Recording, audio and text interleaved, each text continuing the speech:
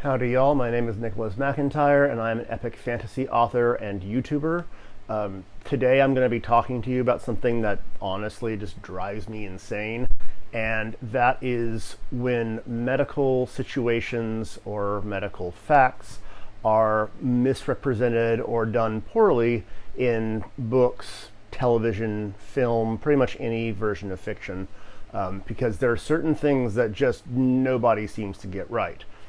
At this point, it's also probably important to note that in addition to being an author, I am also a nurse. I have a master's degree and a bachelor's degree in the science of nursing.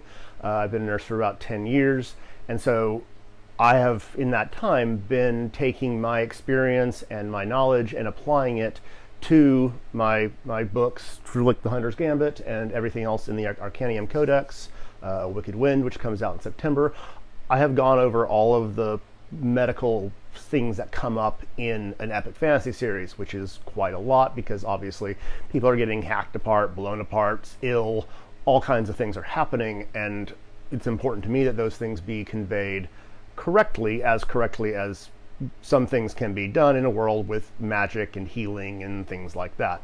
What I'm going to be talking about is not specific to fantasy specifically, because you can see these mistakes being made in every genre, in every piece of entertainment pretty much I've ever encountered.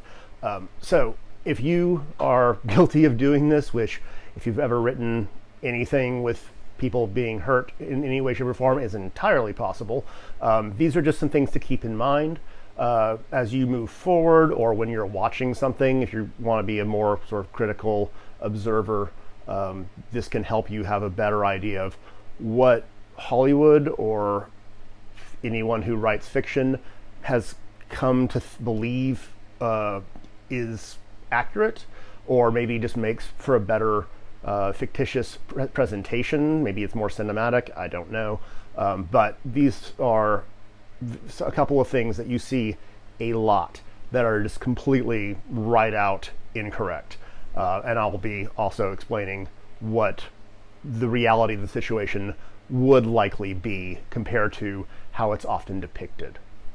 I should also mention that this video is going to be somewhat graphic. I feel like if you're the kind of person who is writing violent scenes, I'm not talking about horror level violence. I'm just talking about very sort of matter of fact. Oh, this person got, shot with an arrow through the heart. This person took a bullet to the middle of the head. Things like that. You need to know some of this so you can create theoretically, a more realistic approach to how you depict certain kinds of violence and certain kinds of injury. So, FYI, well, I'm not going to go super clinical because that involves a lot of jargon, and everyone doesn't speak that language, and I don't expect people to speak that language unless they're healthcare professionals. But I'm not going to go into tons and tons of detail, but it is possible that what for me is not a big deal or isn't super graphic might kind of make some of you turn a little bit green. So that's a word of caution. Like I said, I'm not going to really go into super descriptive mode to talk about particular kinds of trauma, particular injuries, and everything that's happening physiologically inside the body. But I will say, okay, if this happens to you, this might be how we would say how it presents, what it looks like to the person standing right next to them, what you would expect to see, if it's important, what is going on inside the body, things like that. But I'm not going to get into all the gory details if it doesn't have anything to do with what I'm talking about. So this is not gory for the sake of being gory. It's for the sake of, I guess, education. So just that as a warning, FYI, we're talking about, blood and guts to a certain degree here. So probably the number one thing that I see everybody get wrong, and I'm sure if you've been paying attention to commentary like this, you've seen other people talk about this. This is a subject that a lot of people kind of get irritated by, and that's anytime you see head trauma. Somebody gets smacked in the back of the head with a shovel and they pass out for 3 hours and they wake up. Maybe they have a headache, maybe they don't. They got hit in the back of the head with a frying pan, or all sorts of things. Sledgehammer. I've seen some really interesting ideas about what happens when you get hit in the back of the head and what it does to you. In reality, if you're hitting somebody hard enough to knock them out, it's very likely that you probably just actually killed them.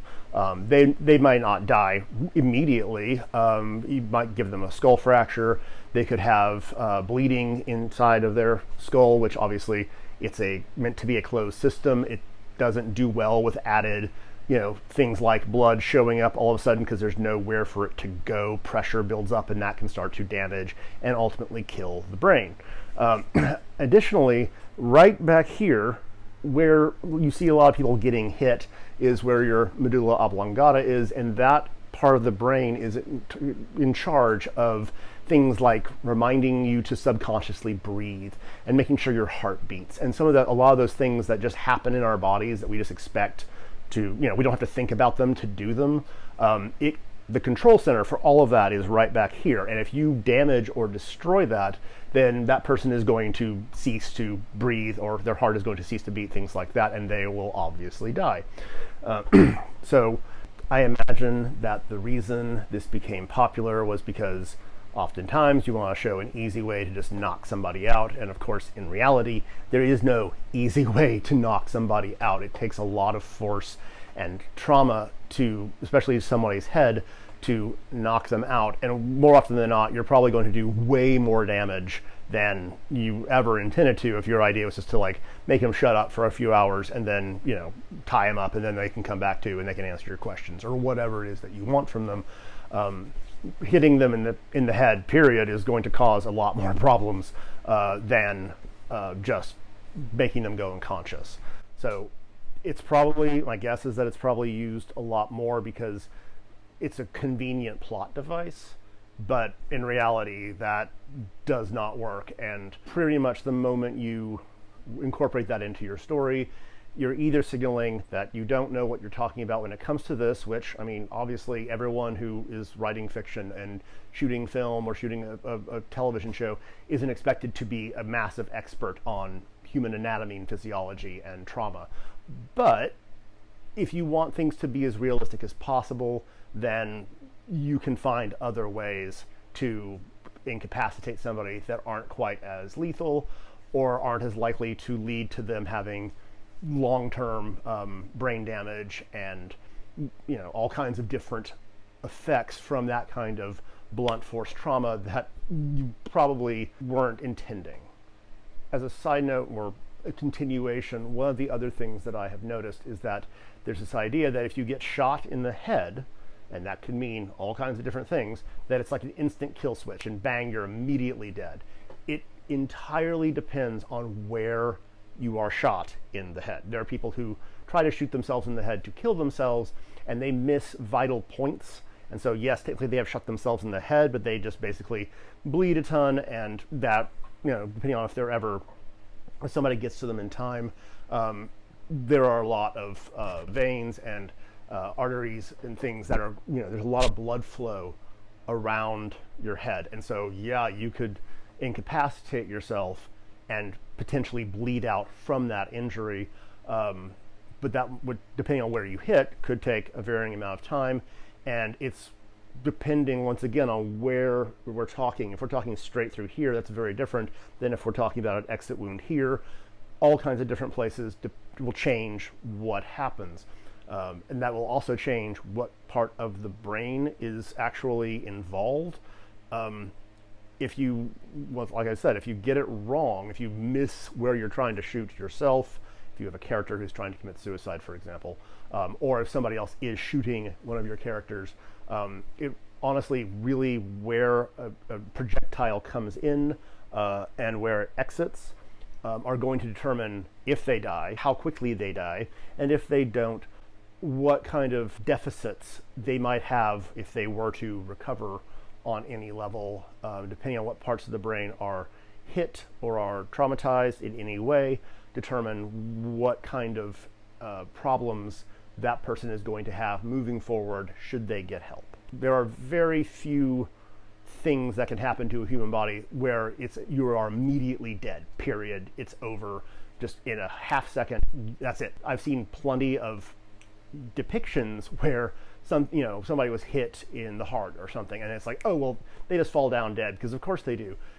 And once again, depending on where that trauma is taking place, depends on whether that's true or not. But pretty much, unless you are just completely obliterating part of them, it's very, very unlikely that they are literally just going to drop dead within a few seconds. It takes a few minutes, depending, because for basically brain death and for the beginning of true brain death to be happening, your brain needs to be without oxygen, which means without blood flow, for 3 to 5 minutes. After that point, you start getting damage. That does not mean you are dead. It just means you're not going to come back at 100%. Even 3 to 5 minutes doesn't guarantee you're coming back at 100%, but it's your best shot. So if somebody has a heart attack, falls over, their heart stopped, you perform CPR on them, they begin to breathe and to have oxygenation return, blood flow return, their heart starts beating again. When that occurs, if that occurs in, let's say, less than 3 minutes, the chances are pretty good that the person who fell down is going to be the person who gets back up. But even if it's longer than that, they might have some new deficits and some brain damage, but they're still not going to be just flat out dead. They just might have some new handicaps to deal with. The second thing, and this one drives me insane, that I see in fiction, in movies, and in television, and in books, that I think everybody gets wrong, is when you get stabbed in the gut. Because once again, and this is going to be true for any place where I'm talking about physical trauma, if you're stabbed in the heart, if you're stabbed in the chest, if you're stabbed in the gut, location is everything, because it depends on where you get hit as to what organs are or are not involved. So if you get stabbed on the right side of your chest, let's say not necessarily high enough to puncture your lung, but not super, super low in your abdomen, it's possible that you might hit somebody's liver. That's a totally different ballgame than if you just manage to stab or shoot someone with an arrow or fire a gun and it hits them on, let's say, the lower left quadrant of their abdominal area.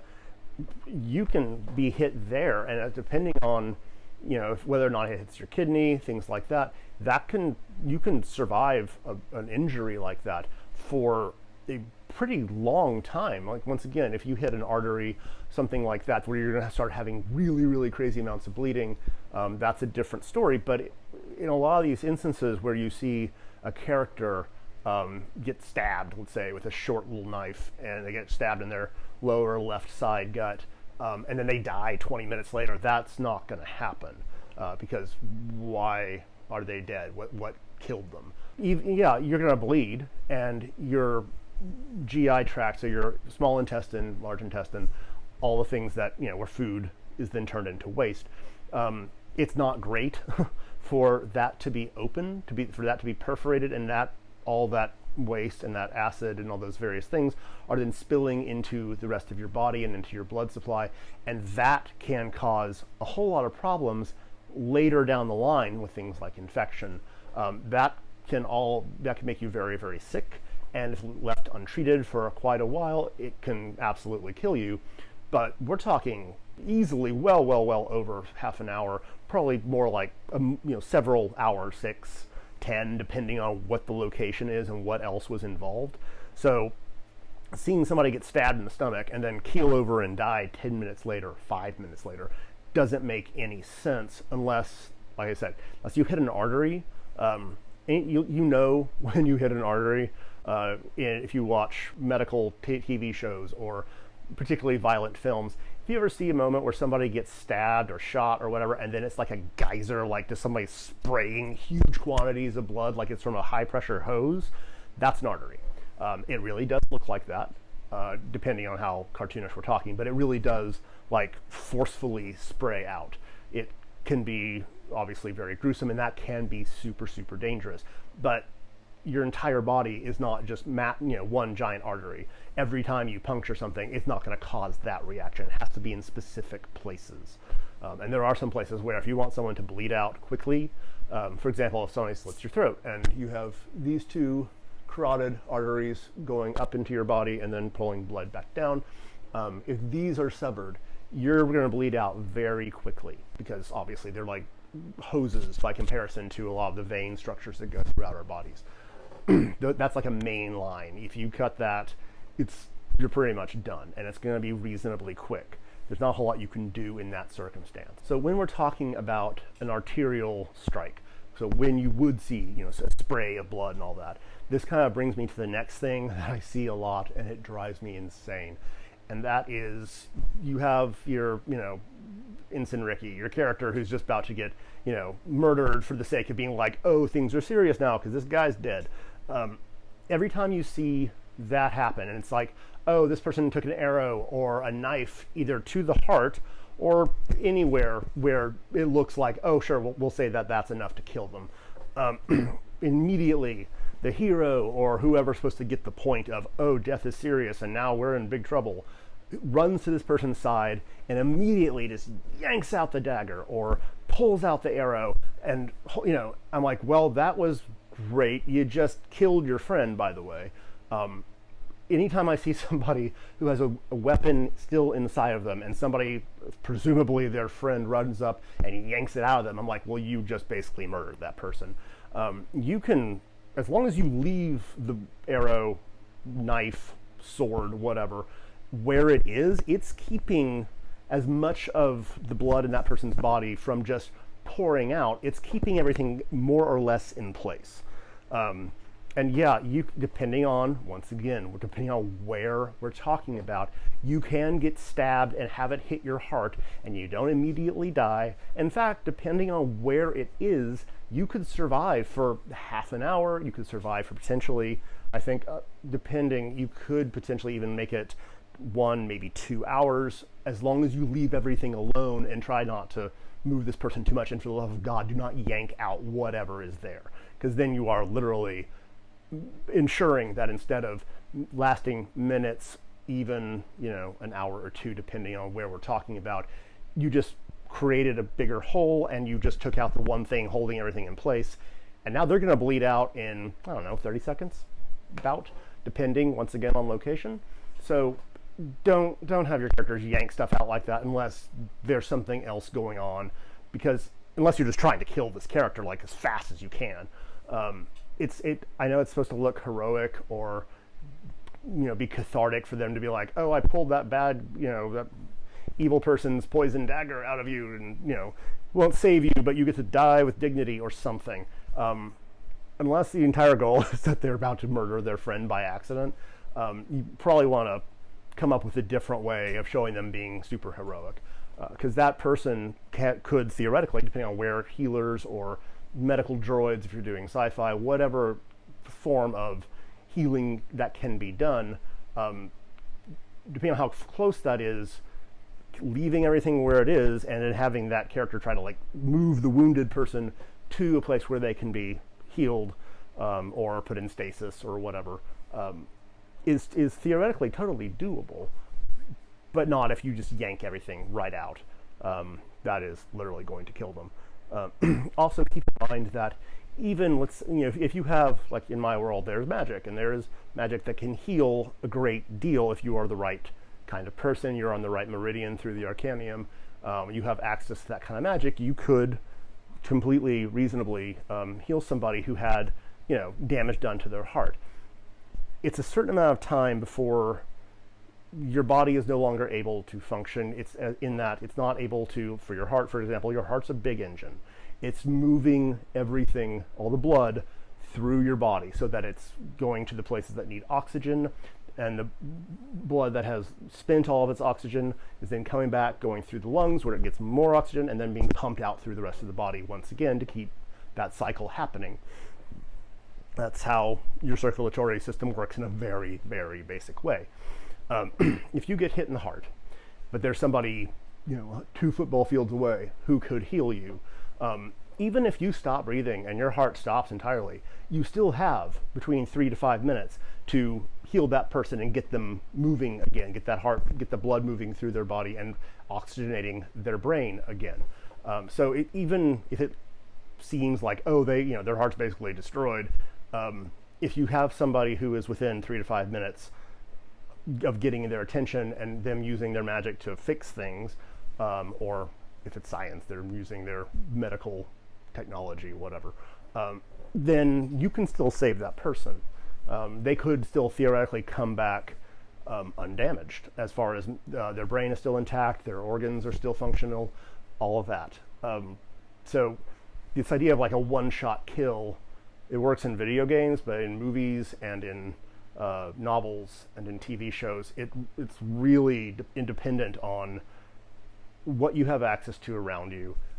Obviously, if part of somebody is like obliterated, like their head is disintegrated, there's no coming back from that unless you can move time. But if the person is generally intact, it's just they took a wound somewhere pretty vital. You've got a window of time, and it can be really short, but it doesn't mean that it's just like a done deal and they're just going to collapse and that's the end of their life. That doesn't have to be how it is, and that's not necessarily how it is in real life. Although obviously, if you're getting stabbed with a dagger in the heart in real life, in this time period, the chances of you being, 3 to 5 minutes from somebody who could save you are basically zero, because we don't have the ability to completely put your heart back together like that. There are other things that can be done. They require a hospital and a lot of machinery, and you would really need to be like already there, ready to go, for a lot of that to be helpful. But in a fantasy setting, in a science fiction setting, this is all very, very within the realm of possibility. All right, that's going to be all I talk about for today. I'm trying to keep these videos a bit shorter. This is definitely going to be a series. I will be doing more videos on this particular type of subject, with the kinds of traumas and illnesses and depictions of not only wounds, but also mental illness and the way that's depicted, and when it's closer to being right than wrong. All of that, I'm going to be covering all of that, because I don't see a ton of other like medical professionals on AuthorTube. So I thought this perspective might be helpful for other people. If you don't have, obviously, a lot of experience as a clinician being in situations where you really do see these things happen, albeit in slightly different ways, because this is the real world, I thought this might be illuminating and maybe helpful if this is something you've struggled with, or if you're aware of but didn't know how to do it right. Hopefully this is helpful. If y'all have any questions at all about some of the things that I mentioned, or there are things that you want to see talked about more in depth, let me know in the comments below. Please like and subscribe if you enjoy this kind of content. That lets me know that you want me to do more of it. My debut novel, The Hunter's Gambit, should be right there, is out right now in paperback and ebook formats. There are links below about how you can find that, and I'll be coming out with some more ebook versions besides just the Moby in the next week or so. The sequel, A Wicked Wind, will be coming out in September of this year. Like and subscribe once again if y'all enjoyed this, and I will see you soon.